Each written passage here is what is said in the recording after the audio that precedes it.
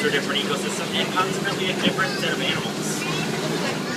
While we're on the subject of different, this upside-down looking tree on the right is a baobab tree. Oh my. Baobab trees can survive long periods of drought by storing water in their trunks and going leafless up to 9 months out of the year. Baobab trees can be about 75 feet tall, about 90 feet around, and over 1,000 years old. And they're very useful. Every part of the baobab tree is useful. Baobab trees are often used to make hats and baskets. Oh wow.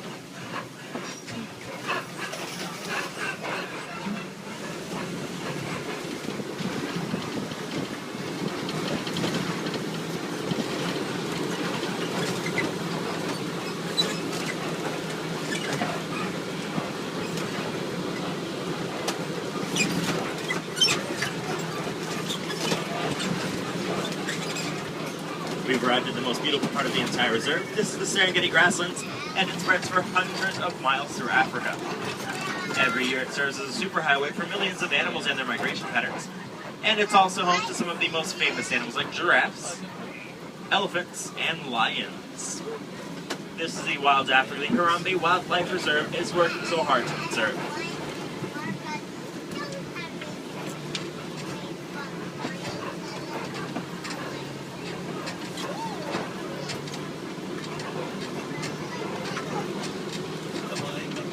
Coming up on our left, we're going to see a few animals. Oh, they got big horns. Oh! The tan animals on the left are the Patterson's eland. They're the largest antelope in Africa, growing to be about 6 feet tall just at the shoulder. The animals with the giant horns are Ankole cattle. Ankole cattle's horns can be about 6 feet long with a circumference of 20 inches. Those horns are hollow and they have blood vessels running through them, so they help to keep the animal cool. And they're the only domesticated animals here on the reserve. They were domesticated many years ago by the Watusi tribe. That gray animal on the left is the waterbuck.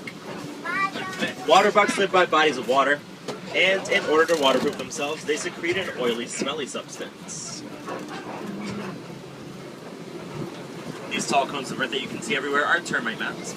Termite mounds are as hard as concrete, and elephants use them as scratching posts.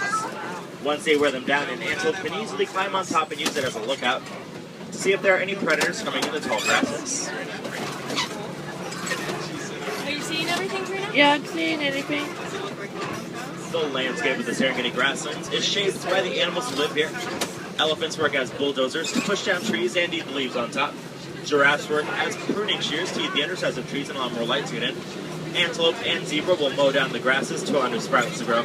And smaller animals like warthogs will trim up all the edges. In a balanced, natural ecosystem like this one, there's always enough food for everyone.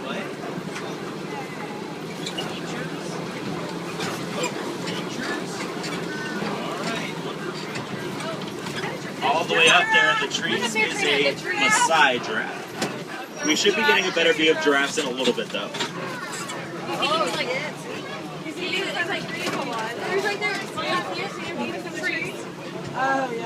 Inside the bushes here on the left, these are the white-bearded wildebeest. Well, these are the wildebeest. They're part of one of the largest land animal migrations in the world.